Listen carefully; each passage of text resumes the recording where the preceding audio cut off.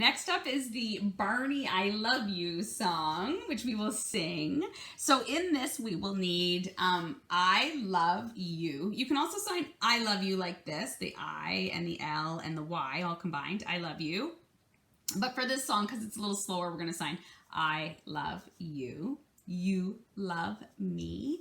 We're a happy family. So those are your two F's. They come together here and then they open up.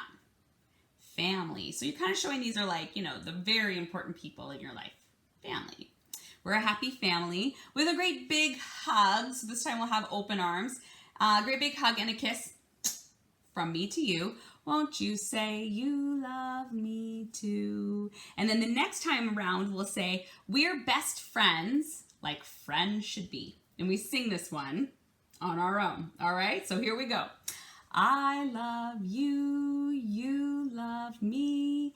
We're a happy family with a great big hug and a kiss from me to you. Won't you say you love me too? And then again. I love you, you love me.